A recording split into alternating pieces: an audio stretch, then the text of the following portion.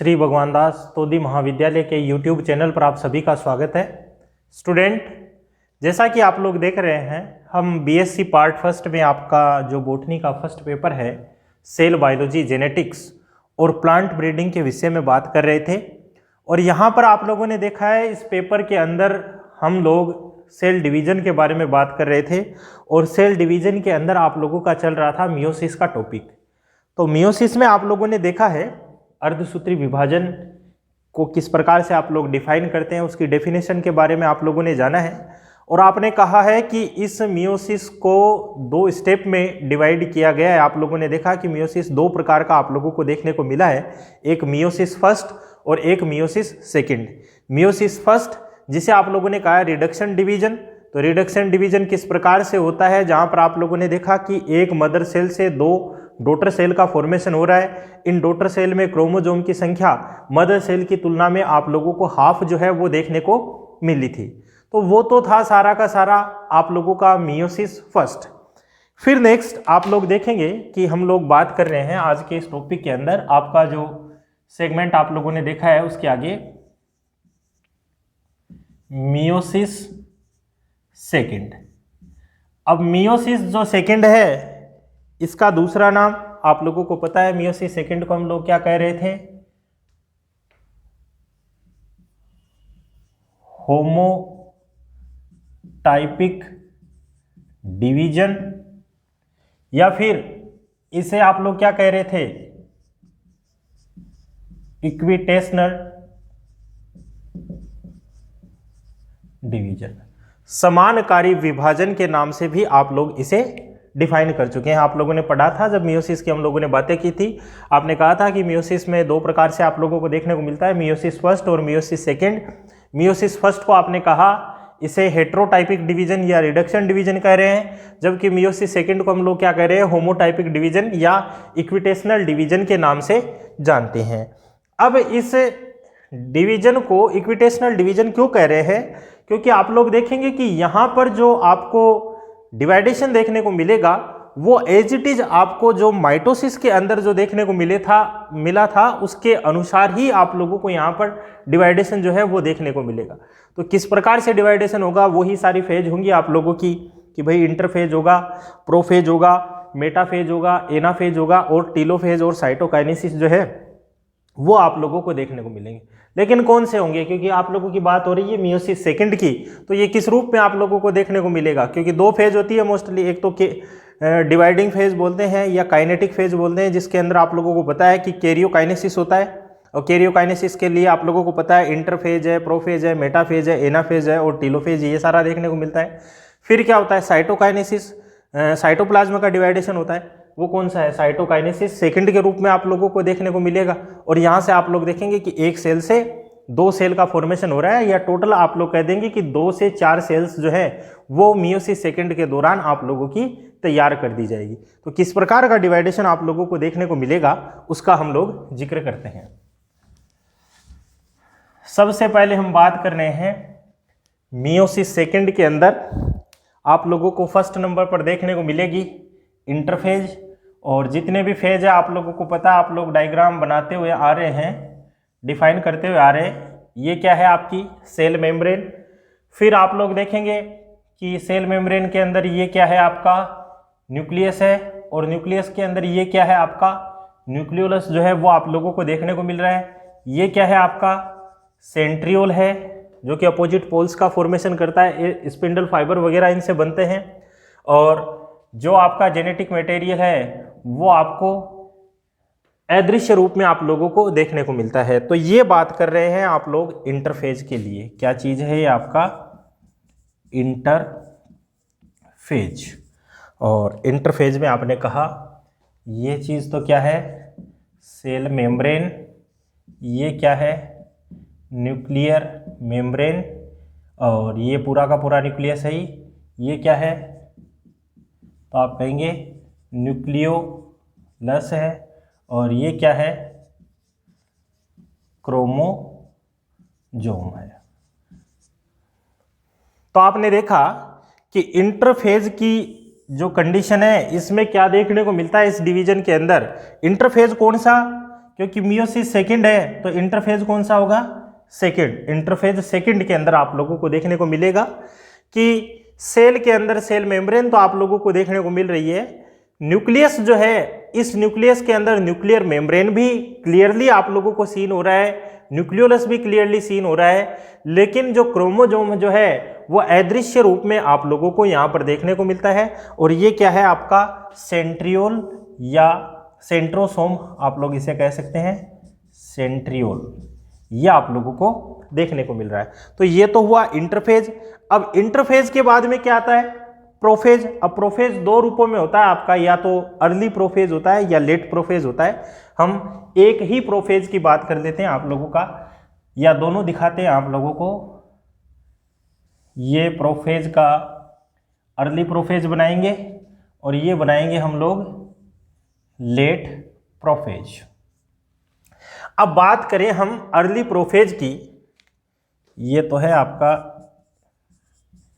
Early prophase second और ये क्या है लेट प्रोफेज सेकंड।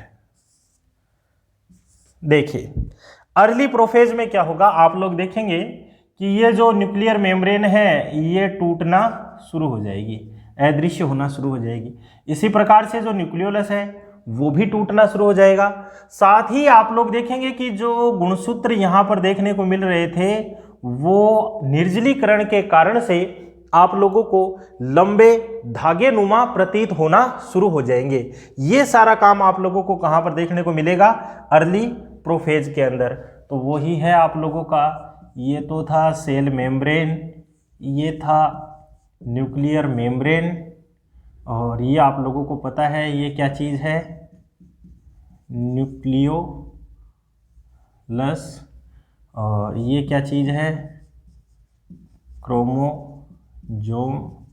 और साथ में आप लोग देखेंगे कि ये जो था आपका सेंट्रियोल, ये क्या करेगा, अपोजिट पोल की तरफ मूव करेगा। इसका भी डिवाइडेशन आप लोगों को देखने को मिलेगा। तो ये तो सारा आप लोगों को कहाँ देखने को मिल रहा है, अर्ली प्रोफेज के अंदर। अगर हम बात करते हैं लेट प्रोफेज, यानी कि प्रोफेज का जो फेज है वो पूरा हो जाए, उस कंडीशन में आप लोगों को क्या देखने को मिलेगा, आप लोग देखेंगे कि ये जो सेंट्रियोल है ये अपोजिट पोल्स पर पहुंच गया, और यहाँ पर पहुंचने के बाद में आप लोग देखेंगे कि यहाँ पर क्या बन गया, स्पिंडल फाइबर जो है उनका फॉर्मेशन हो जाएगा। ये स्पिंडल फाइबर जो है वो बना दिए जाएंगे। और साथ में ही आप लोग देखेंगे कि जो क्रोमोसोम जो है वो आप लोगों को यहाँ पर थोड़े से मोटे दिखाई देंगे। अब मोटे क्यों दिखाई देंगे, क्योंकि इनके अंदर क्या हो जाती है, कोइलिंग जो है वो हो जाएगी। और कोइलिंग होने के कारण से पहले की तुलना में क्रोमोसोम की जो आपको साइज देखने को मिलेगी वो थिक साइज के क्रोमोसोम जो है वो आप लोगों को देखने को मिलेंगे।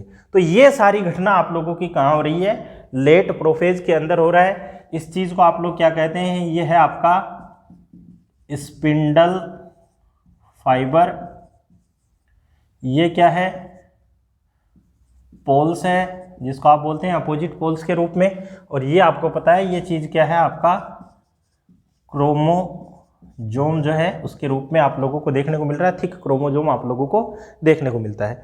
तो इंटरफेज सेकंड हो गया, फिर प्रोफेज सेकंड हो गया, किस रूप में हो गया, अर्ली प्रोफेज के रूप में और लेट प्रोफेज के रूप में। समझ में आ गया आप लोगों को। प्रोफेज के अंदर ध्यान रखना है कि न्यूक्लियर मेम्ब्रेन और न्यूक्लियोलस जो है उनका टूटना शुरू हो जाता है। गुणसूत्र जो है वो निर्जलीकरण के कारण से लंबे धागे नुमा प्रतीत होने लगते हैं। और इस वाली स्टेज में क्या है, इन क्रोमोसोम के अंदर कोइलिंग हो जाती है, जिसके कारण से ये मोटे दिखाई देते हैं।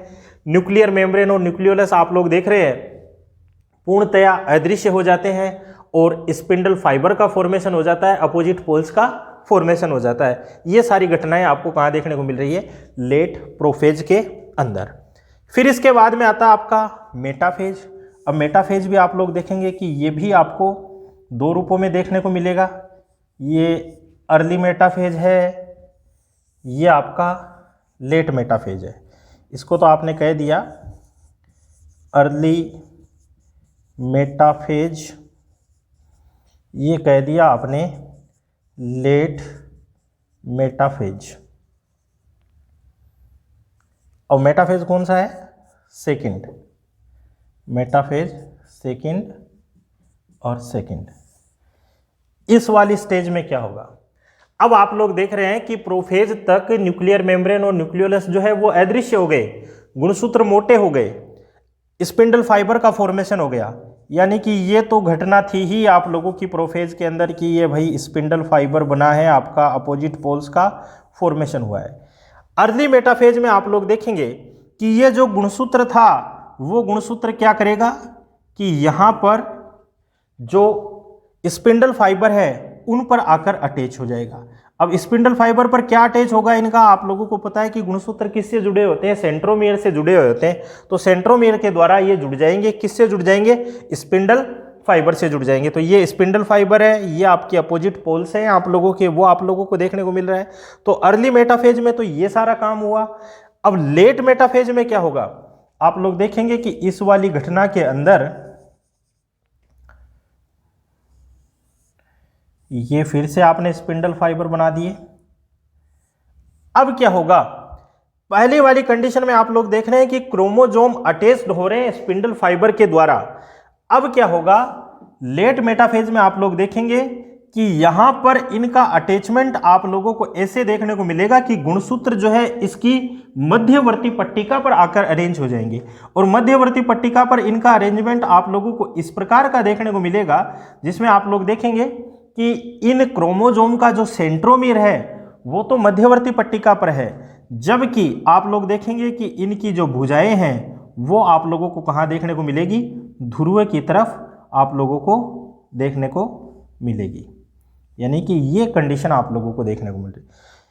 ये क्रोमोजोम की भुजा है, ये ध्रुव की तरफ है, ये इस ध्रुव की तरफ है या पोल्स की तरफ आप लोगों को देखने को मिल रही है, जबकि सेंट्रोमियर आप लोग देख रहे हैं कि मध्यवर्ती पट्टिका या इक्वेटोरियल प्लेट जो है उस पर आप लोगों को देखने को मिल रहा है। तो ये अरेंजमेंट आपको कहां पर देखने को मिल रहा है? लेट मेटाफेज के अंदर आप लोगों को देखने को मिल रहा है। इसी के साथ में आप लोग देख रहे हैं कि यहां पर क्रोमोजोम थिक था, लेकिन अर्ली मेटाफेज में आप लोग देख रहे हैं कि प्रत्येक क्रोमोजोम ने क्या कर दिया? अपने सिस्टर क्रोमेटिड का फॉर्मेशन कर दिया। यानी कि यहां पर आप लोगों को क्या देखने को मिल रहा है? बाईवेलेंट स्टेज जो है वो आप लोगों को देखने को मिल रही है। प्रत्येक गुणसूत्र में आप लोग देख रहे हैं अर्ध क्रोमेटिड या हाल्फ क्रोमेटिड जो है वो प्रेजेंट है। और दोनों क्रोमेटिड किसके द्वारा जुड़े हुए हैं? तो आप कहेंगे सेंट्रोमियर के द्वारा ये एक दूसरे से जुड़े हुए हैं। समझ में आ गया? आपने कहा अर्ली मेटाफेज सेकंड है, लेट मेटाफेज है जिसमें इक्वेटोरियल प्लेट पर आकर ये अरेंज हो गए हैं। ये सारा अरेंजमेंट आप लोगों को देखने को मिल रहा है। अब मेटाफेज के बाद में कौन सी स्टेज आएगी? तो आप कहेंगे कि यहां पर आप लोगों को देखने को मिलेगा एनाफेज। अब एनाफेज कौन सी होती है भाई? ये भी दो रूपों में आप लोगों को देखने को मिलेगी, अर्ली एनाफेज और लेट एनाफेज। तो आपने कहा ये है आपकी अर्ली एनाफेज सेकंड, ये है लेट एनाफेज सेकंड। अब देखते हैं इसके अंदर क्या होगा। इस कंडीशन से आगे जा रहे हैं अपन। आप लोग देखेंगे कि ये था आपका अपोजिट पोल्स है सेंट्रियोल के, ये स्पिंडल फाइबर्स है। अब क्या होगा कि ये जो क्रोमोजोम था आप लोग देख रहे थे जिसका अरेंजमेंट आप लोगों को इक्वेटोरियल प्लेन में देखने को मिल रहा है, यहां पर सेंट्रोमियर का डिवाइडेशन आप लोगों को देखने को मिलेगा। यानी एक सेंट्रोमियर से दो सेंट्रोमियर जो है वो बन गए।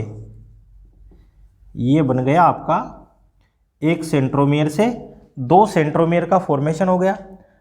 और ये क्रोमोजोम की भुजाएं आप लोगों ने देखी है, ये अरेंज थी पहले से ही। तो अर्ली एनाफेज में आपने कहा कि सेंट्रोमियर का डिवाइडेशन हो गया, जिससे आप लोग देख रहे हैं कि अलग अलग गुणसूत्रों का निर्माण हो गया। अब इन गुणसूत्रों का क्या होगा? इनका अपोजिट पोल की तरफ मूवमेंट शुरू होगा। ये मूवमेंट क्यों शुरू होता है? तो आप लोग देखेंगे कि यहां पर क्या होता है, दो प्रकार के काम हो रहे हैं।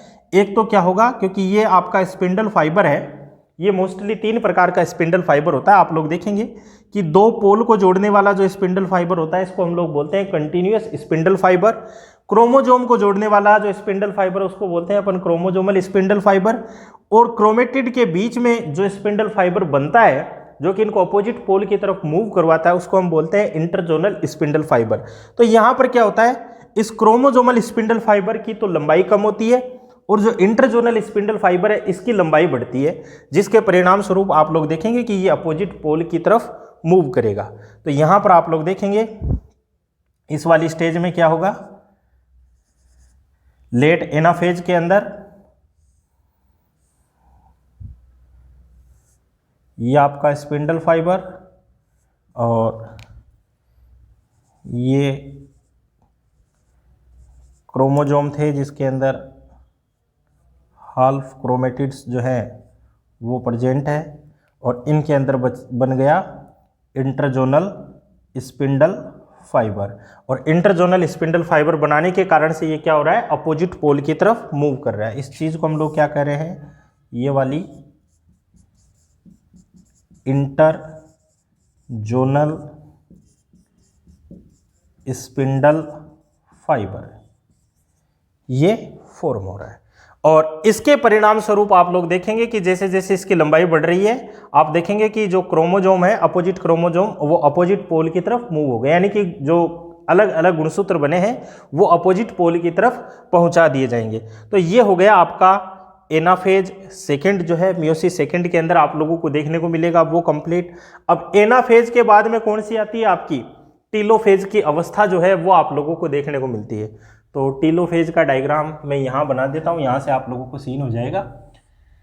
टीलोफेज के अंदर भी आप लोगों को पता है कि ये टीलोफेज भी आप लोगों को दो रूपों में देखने को मिलता है, अर्ली टीलोफेज और लेट टीलोफेज।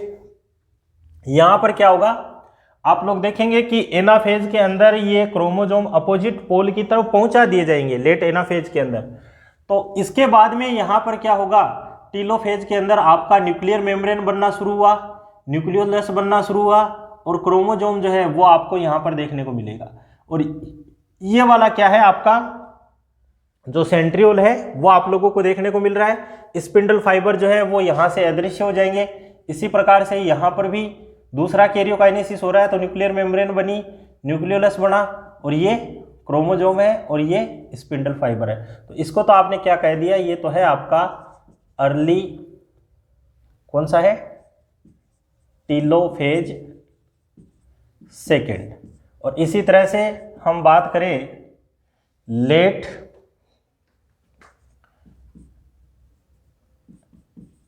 टीलोफेज सेकेंड, तो इस लेट टीलोफेज में आप लोग देखेंगे कि भाई न्यूक्लियर मेम्ब्रेन कंप्लीटली बन गई, न्यूक्लियोलस कंप्लीटली बन गया, और साथ में गुणसूत्र जो है वो फिर से आपको अदृश्य जो है वो देखने को मिलेगा।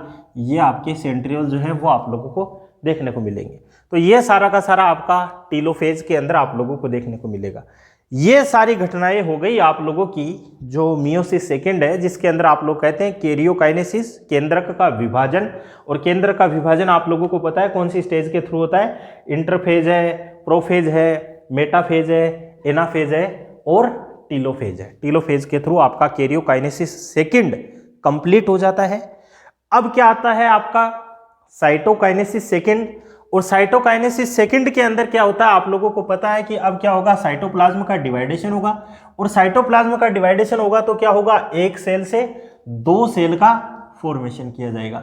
अब इस साइटोकाइनेसिस सेकेंड का के अंदर आपको क्या कुछ देखने को मिलेगा, तो वही मेन बात आ गई आप लोगों की कि भाई यहाँ पर क्या होगा, ये एक न्यूक्लियस था और ये दूसरा न्यूक्लियस था।